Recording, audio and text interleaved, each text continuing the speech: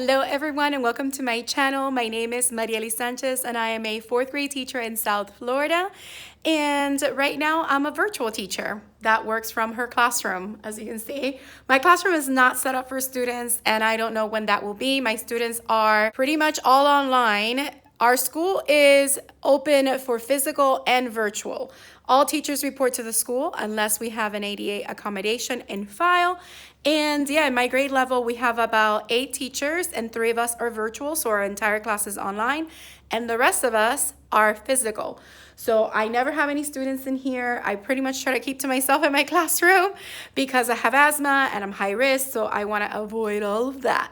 But I'm coming to you this morning, Monday, November 2nd, 2020, to just kind of bring you into my classroom for another week. I just posted yesterday, Sunday, my last week of instruction, so you can see everything that we learned in class all last week from Monday through Friday. That was a full 5-day school week.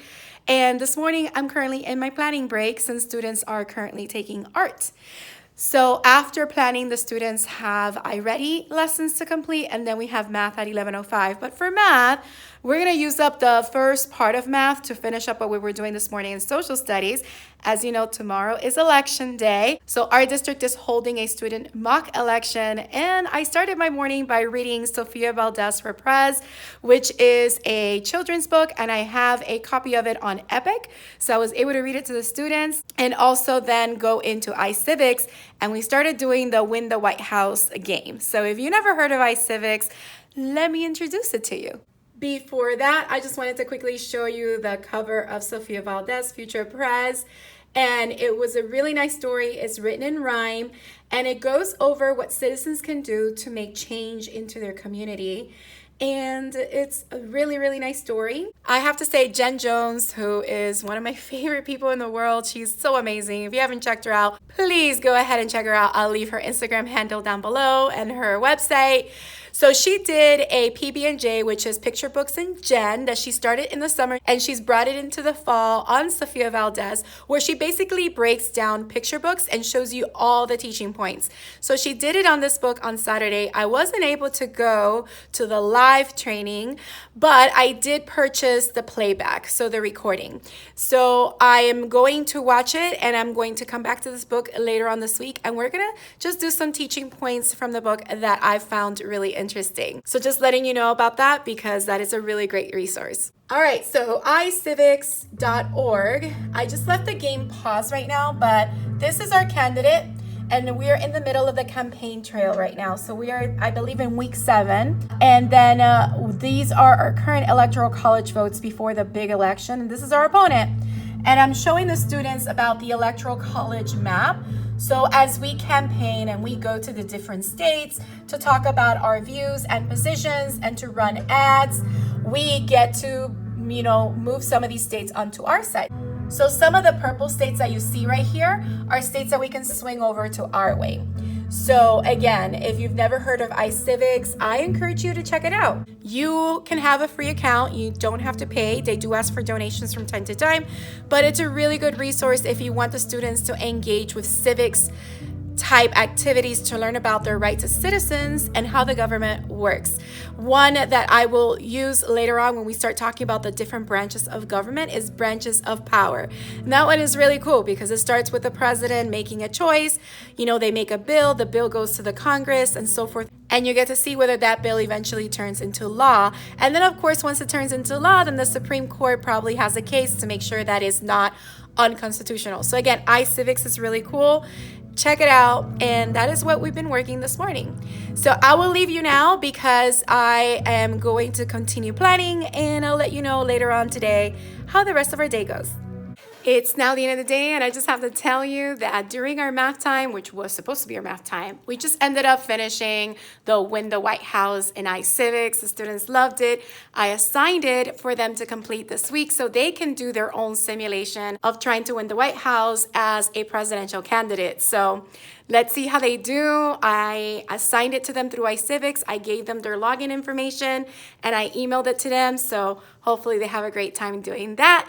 And after we did that, I gave the students a link to a form that our district was able to create for the student mock election, where they put in their grade and the type of school that we're in. We're a K-8 center, the name of the school, the mailing code, and then they got to vote for president and for county mayor, which our county is currently also voting for county mayor. And then just for a quick poll, I released a poll through Zoom where the students also chose who to vote for president and for mayor, and we got instant results, as you can see from me showing you here.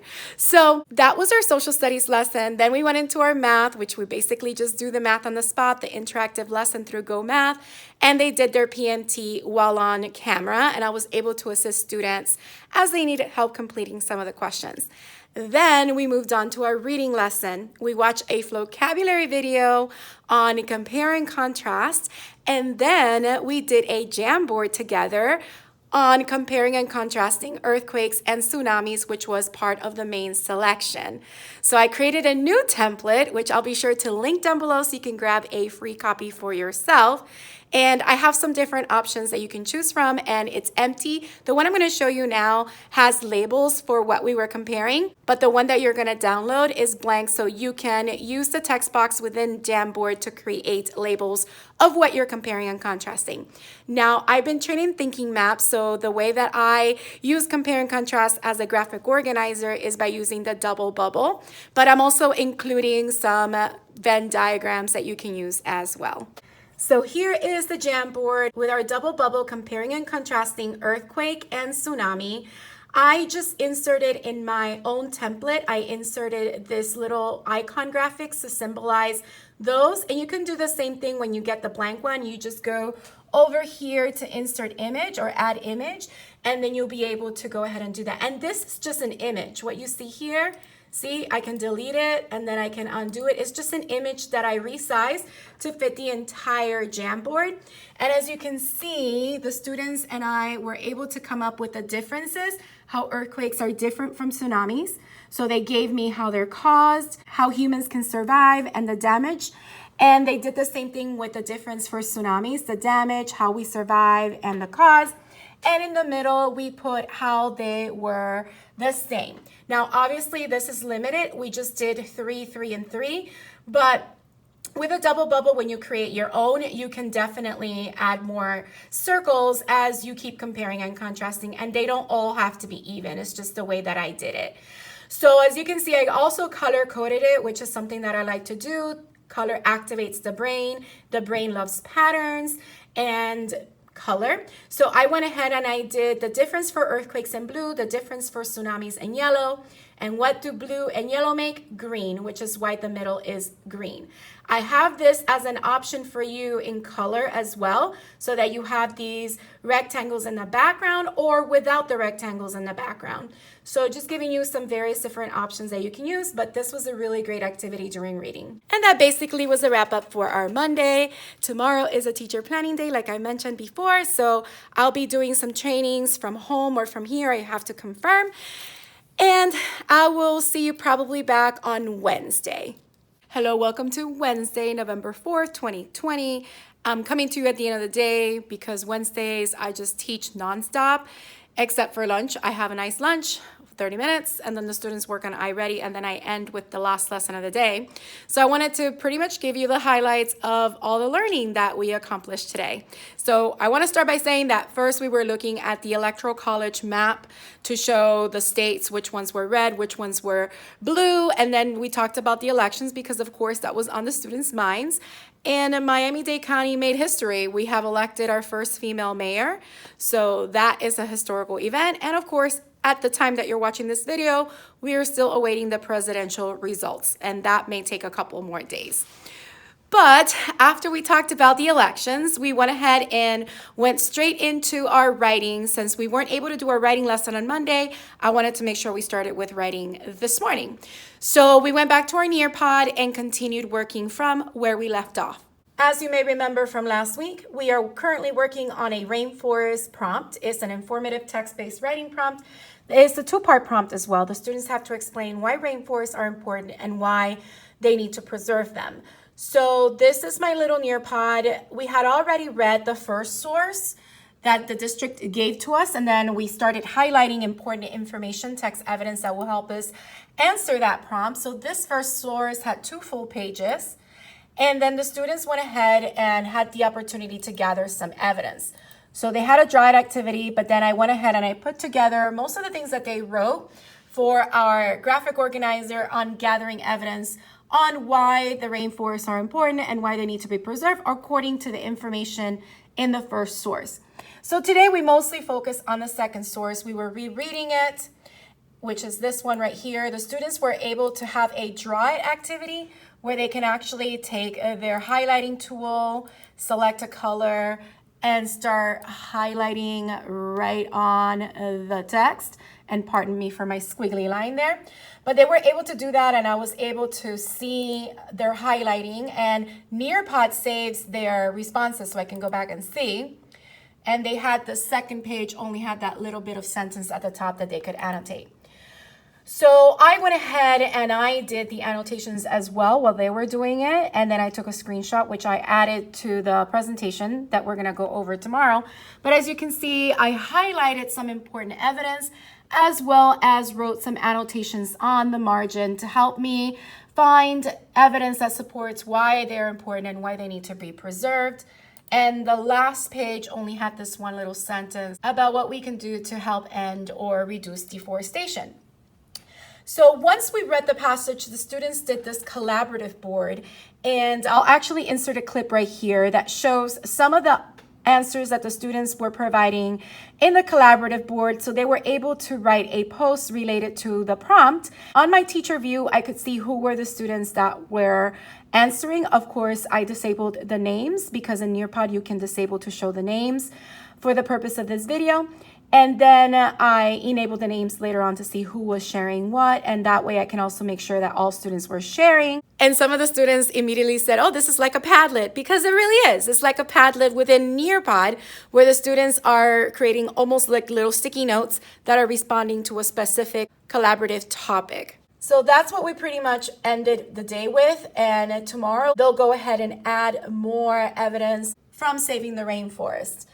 And that's pretty much what we ended up doing. So here's the draw it where they can use the text box and they can type and resize their box. They can decide what color text they want and how big they want the text to be. And they can, of course, move it into the space. So that is basically the Nearpod writing lesson. So after that, I gave the students a 10-minute break before we continued on to our reading lesson. And in reading, we're currently on Wonders Unit 1, Week 3, like I mentioned, hopefully on Monday. And today we were reading the paired selection, which is on tornadoes. So we went ahead and surveyed the text. We made predictions. We basically kind of had an understanding of what we can learn about tornadoes, how they're caused, and also how people respond to them. Now, this is where the lesson started to get interesting because I had planned for students to be placed into different groups in breakout rooms within Zoom, and then I created duplicates of the same double bubble template graphic organizer on Jamboard where the students can compare earthquakes to tornadoes, similar to what we did on Monday where we were comparing earthquakes to tsunamis. But in this case, they were comparing earthquakes from the main selection to tornadoes, which is this pair selection. Well, my first 2 teams were fine, but the last 2 teams had trouble. So the way that I did this is I had my Jamboards here. As you can see, this is one team, and they started, putting all their stickies in place and finding out how earthquakes were different from tornadoes and vice versa. And they were working. They're not done, but they were working. And here is group 2, which seemed pretty much done. But as you can see, this is group 3, which is blank, and this is group 4, which is also blank. I mean, you pretty much didn't see that much of a change, but those are 2 different groups. And by the way, one way that I was doing this is I basically, let me take them all out. And let me just do this because I want to take them out of here so that I can show you how I did this. Because if you don't know, with Microsoft Office or Microsoft Windows, you can basically, let me see if I can snap it into place. So let me find the other one. So this is a group. Which group is this? Group 3. So I'm going to snap them down here. There we go, right there. This is group 2. So I'm going to snap group 2 up here, right there. And this is group 3. Oh, 1, I'm sorry. So as you can see, I can see my entire screen. I was able to immediately see what the students were working in by snapping it into place since I had 4 groups. And anyone that was in breakout room 1, which Zoom did automatically, they went to the Jamboard group 1, etc. So group 1, 2, 3, and 4. But as you saw from the blank group 3 and group 4 Jamboards, they were having problems. They were able to access the site, but it was completely blank for them. They could get the stickies and they can create stickies, but they didn't know where they were placing them. And it was just a hot mess. Some students were getting a little bit frustrated. So I had to think quickly and pivot and be flexible, right? So I immediately said, you know what? I could probably just do the same thing on an online PowerPoint and invite that group to go to that PowerPoint and they can go ahead and create their compare and contrast. So that's exactly what I did. So going back, I'm just going to close these Jamboards because I showed you what I wanted to show you. And I went ahead and I created these PowerPoints. So it's very similar. So right here you see this is group 3 and they have the background. The cool thing about PowerPoint is that the background, you can lock it and the students can't move it, which is a feature that Jamboard doesn't have. So I was able to go into insert, and go into shapes. And then over here in basic shapes, I chose the folded corner one. So see how it comes out right there? And I was showing students how to just move it around by going to the edge and how they can change the colors by going to the little painter here, and they can change the color of the sticky and they can click on it and type what they want it to type. And of course, they can also highlight that whole type text, and they can change the size of the text as well to make it fit and just move it around. So that's what I ended up doing for group 3. As you can see, they pretty much finished. And group 4, which they're almost done. One of the students in group 4 had technical problems and was not able to be in the group until a little bit later as I was trying to help him troubleshoot it. So that's why they were not completely finished. But I learned something. I told the students it's okay. We're doing this and we're figuring it out. So Jamboard is a great tool. In my opinion, it is a great tool, but only if I use it as a whole group tool. So I have a Jamboard that I share on my screen. All students can see it, but they can then tell me what to put on the Jamboard through the chat. So it's more of a group collaborative whole class, tool.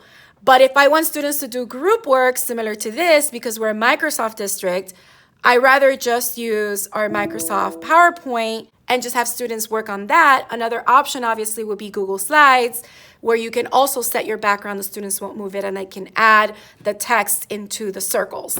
So it's just trial and error, people, and I'm just sharing and being honest with you. Some of these tools are great, they look amazing, but they do have flaws. They're not 100% perfect. And when it comes to that, you just have to be flexible and pivot when necessary. So that was our reading lesson. And then it was time for math. So for math, students had their chapter 3 mid-chapter checkpoint, and I actually modified it by taking out some of the questions that my students didn't need to answer based on our district pacing guide. So as you can see, they would answer questions like, for example, number 1 is a multiple step problem. So first they answer it, and then they think of 50 as 5 tens. So 30 times 5 tens is 150 tens, which is the same as saying 1,500. And then they can go to next. And with the personal math trainer, when it's a test, they don't have the check answer option.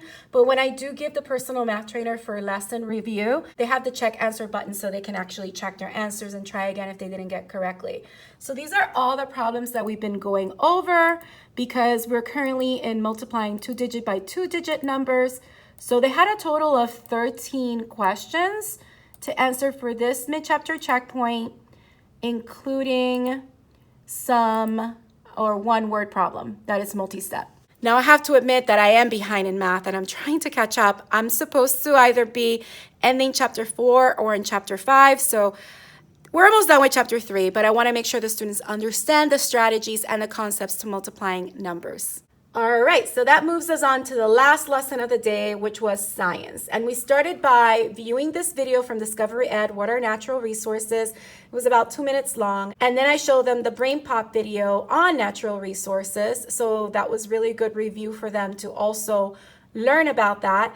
And then we went into our science textbook and read about renewable resources and non-renewable resources.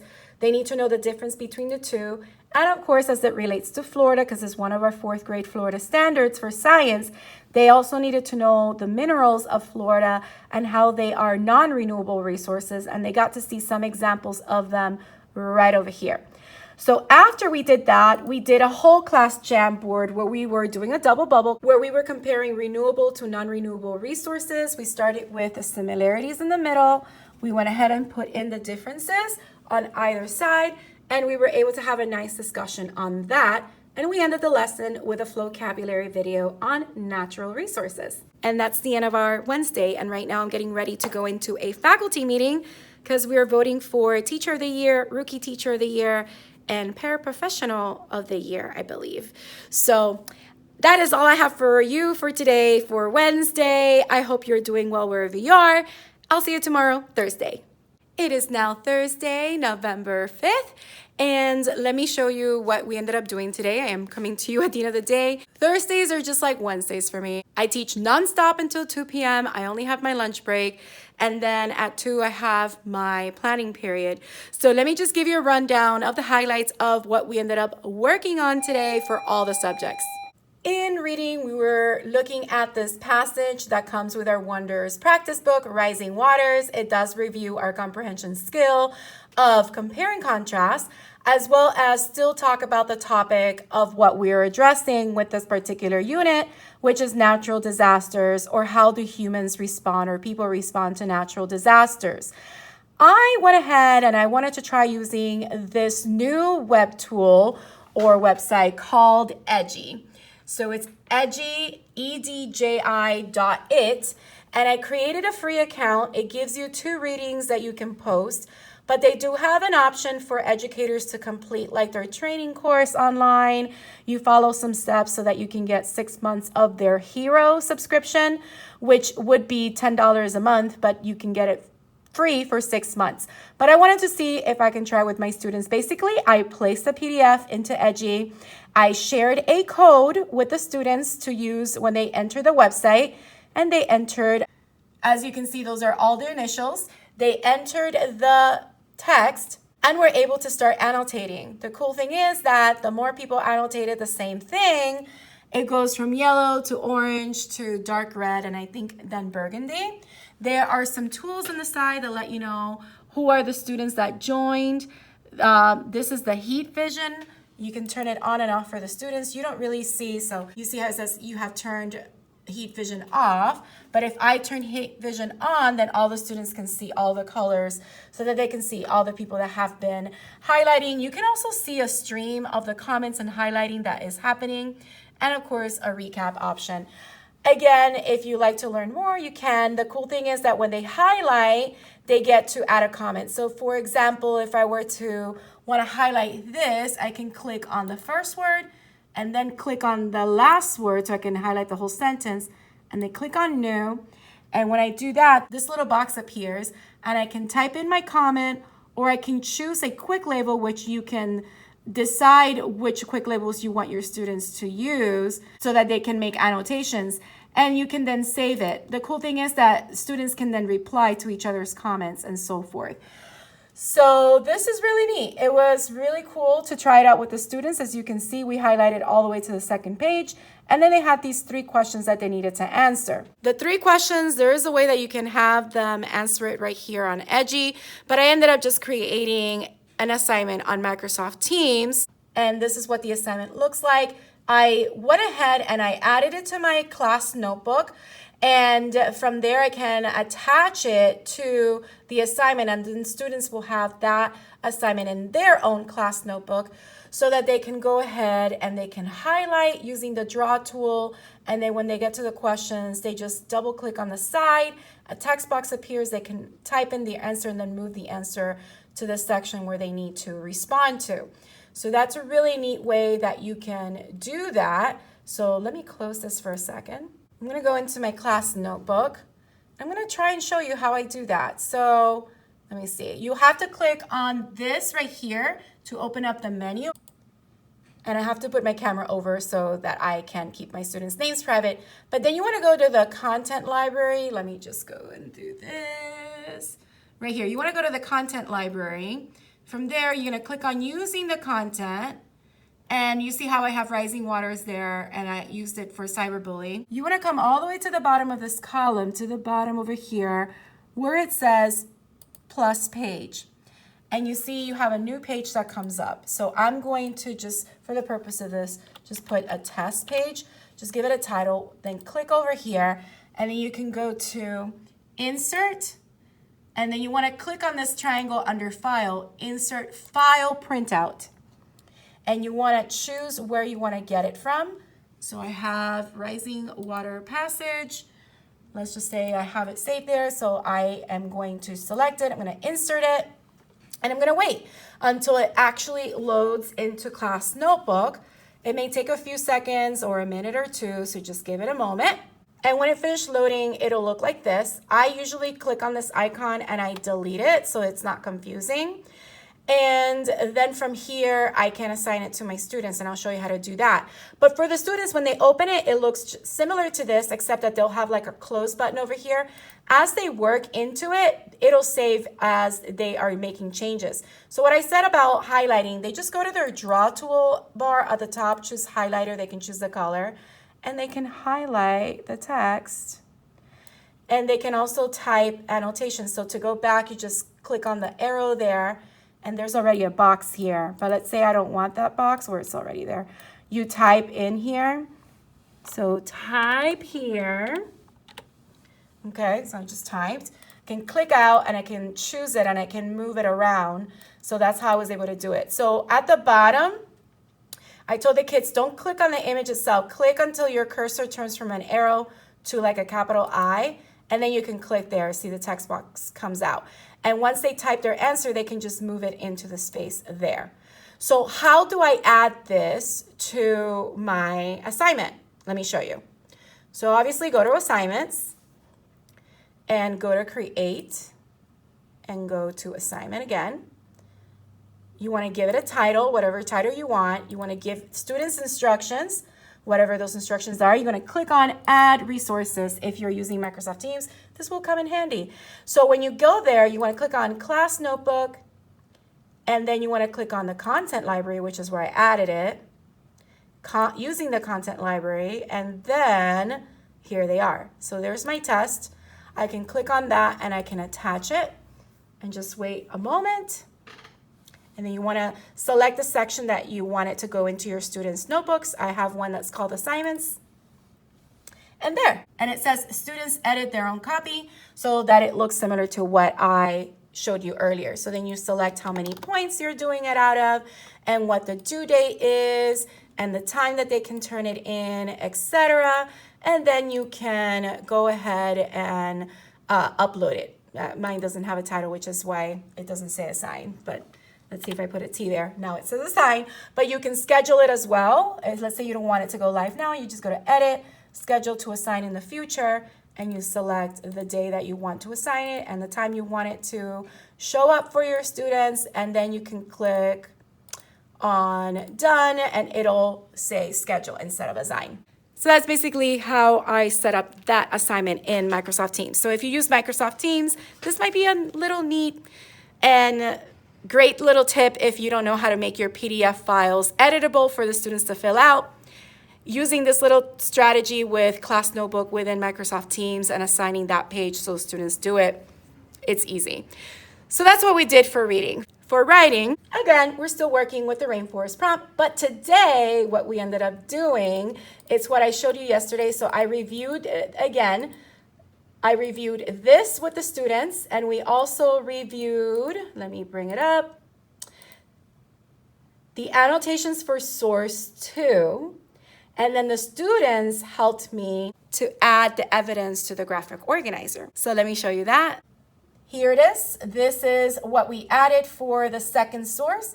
Rainforests are important because over 70% of the world's plants and animals live there. They help to regulate the world's water cycle. Rainforests also provide many types of food. And why should they be preserved? They should be preserved because if we get rid of them due to deforestation, many plants and animals would become extinct. Also, without the plants and trees in the rainforest, the climate would become drier and make growing food close to impossible. Now, the awesome thing is that from there, we went to Jamboard together and we started typing all the evidence that goes with why are rainforests important and why we should preserve them. So the students started giving me all the reasons why rainforests were important, and I put those into yellow stickies on Jamboard. And then we looked at the part where rainforests, why should they be preserved? And we did those stickies in green. And then we put them into categories. So we bucketed the evidence. We were trying to judge the evidence to see which one goes together. At one point, I think we had 6 different groups, but we decided to cluster all of these together into one possible body paragraph. We put the benefits in one other possible body paragraph. And even though the reasons why they should be preserved are listed into 3 different groups, we sort of decided that this would be a good one body paragraph. So in essence, our essay, our informative essay for this particular rainforest prompt could literally have 3 body paragraphs where we explain why the rainforest is an essential ecosystem and all the text evidence that supports that, what are the benefits to having the rainforest ecosystem, and the reasons why we should preserve them. The students love doing this bucketing, the evidence strategy. So tomorrow we hope to write as much as we can. We're gonna start with our introductory paragraphs, and then I'm gonna have students work on their body paragraphs for the rest of the writing time. So we'll play by ear. If we need to continue writing next week, we'll do that. So then after that, we had math. And for math, we were working with multiplying 2-digit numbers with regrouping. So after I went over the lesson, the students had a 6-problem personal math trainer to complete on Go Math Think Central. And this is how that looks. And again, it's 6 problems because I took out the ones that the students didn't need to answer. So they had all these problems to complete, just 6 of them, and then they submitted it. This one is cool because it has a little like video animation. They got to get the information from the video in order to complete the actual problem. So that was really nice. And then we ended the day with science. We went over natural resources. We answered the questions at the end of the lesson. We watched some videos on renewable versus non-renewable energy sources. We then looked at all of the types of natural resources and did a sorting activity on Jamboard altogether. So these are all the different pictures for natural resources already sorted after the students and I completed it. As you can see, the students wanted to create a middle category called potentially non-renewable because they were learning that if we cut down trees faster than they can grow back, or if we catch fish faster than they can reproduce, then they become non-renewable. So these are all the renewable resources and all the non-renewable resources. And a lot of these are related to Florida, and I did that on purpose because there is a Florida resources sheet that comes with our science lesson, so the students can learn all the natural resources that are part of Florida, like the blueberries and the oranges and the sugarcane and the cattle and the coal and natural gas and oil, etc., and the coral, sand, clay, all that jazz, quartz, limestone. So basically pretty much everything on here, fish, yeah. Pretty much everything on here. It's a Florida resource as well, and I know other places have similar resources as well. And then we went ahead and answered these questions from our lesson, and the answers that you see in the text boxes are basically the answers that the students came up with as a class together. That was science. So yeah, tomorrow we're gonna have a Kahoot game to review all of these different natural resource information, and we have a couple of tests to do tomorrow, so it's testing Friday. Wow, that was a mouthful. I'm so sorry for saying so much, but we did do a lot today. Sometimes I forget. I think that we didn't accomplish a lot, and then I sit down to review what we did do, and yeah, it ends up being a pretty good instructional day. Oh, I forgot to mention, see, we started the day with an amazing book, Grace for President. I highly, highly recommend it. Again, at the time I'm filming this video, the President of the United States has not been selected yet because we're still waiting on votes to be counted in order to allocate the Electoral College votes to whoever won the most votes in that state. This book does a really good job at explaining students how the Electoral College works. So check it out. I got it on Amazon for $10, and it was a great way to start our day and conversation about the election, which is a current topic. Now I can let you go, and now I need to get out of here. Hope you have a great day. I will see you, I don't know why I'm saying that right now because I haven't ended the video yet. I'll see you tomorrow, Friday. It is now Friday, so welcome, November 6th, 2020. And it's the end of the day. My students and I just finished playing some Minecraft. We decided to play some after school. We started doing it last week, so we've been playing for a little bit, but having so much fun and playing in our own little world. So as you can see, I have Minecraft EDU open here. And yeah, that's my little character. She looks like a professor or a scientist. I'm closing it out now so that I can actually get home and just spend the weekend with my family and all that. But I wanted to give you a little bit of highlights of what we ended up doing today. We started the day with science and we played a Kahoot game. So let me bring it up so that you can kind of see how that game looked. It was a simple 15-question quiz reviewing natural resources. So let me go ahead and log in. So this is the game. I have some images. These are the questions. So they had to look at some images in some of these questions and determine whether they were renewable or non-renewable resources. For some of them, I did get some of the free images that are in the free Kahoot library so that they can decide whether they were renewable or non-renewable. So it was a great way to review that concept so that next week on Monday, they can just do a quick little Monday. No, we don't do science on Monday, but sometime next week, they can show me what they have learned about natural resources, renewable and non-renewable. We can wrap up with that, and then we move on to our next science topic. So then after that, we did math. We were just wrapping up chapter 3. We did the last lesson where we're going over problem solving using multiplication of 2-digit numbers. And then after that, the students had a reading test this afternoon. And then we ended up having some study hall time. I didn't do writing again today, Friday, because I still noticed that some of my students needed to finish assignments. So I wanted to give them that time during the school day to get them done since everything was due today. I'm just trying to be flexible.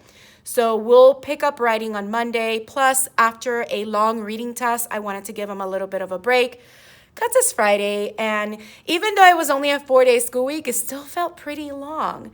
So that's pretty much all the little highlights that I have for today. Not much going on, but we did end on a very high note for our week. This is what, week 9? Yeah, week 9? Week 9 or week 10? I forget. I'll put it at the bottom, scroll it somewhere so that I can know which week it is. But next week, Wednesday, is Veterans Day and there's no school. So next week is also another 4-day school week. So we have school Monday, Tuesday, then Thursday, Friday. So that is all I have for you for my video for this week. I hope you enjoyed coming along with us. This is the second week of the second grading period. So yeah, if you enjoyed the video, please don't forget to hit that like button, leave a comment down below. Let me know what you thought or any questions you may have. Also, if you haven't subscribed, please consider subscribing and hitting that bell for notifications so you don't miss any future videos. I hope you have a beautiful, magical day, and don't forget to smile. So I know I just kind of ended the video, and I just want to say, as a special treat for Friday, I went to Starbucks and I got an iced white chocolate mocha with coconut milk, and I wanted whipped cream. I got it. I'm like, oh, what happened to the whipped cream? And the guy's like, oh, I think they ran out. And then he goes, would you like a holiday cup? And I go, yes, please. I would like a holiday cup. And he gave me a plastic Starbucks holiday cup. Oh, that's such a great way to end this week. So anyway, now it's really, truly the end of the video. I hope you have a beautiful, magical day wherever you are. Hello dreamers, wishers, and magical thinkers. Thank you so much for making it to the very end of this video and for showing your support. If you'd like to subscribe, you can do so by clicking on my picture down here. You can also check out my latest videos here and here. Don't forget to believe in the magic that's inside you because you are capable of great things. See you next time.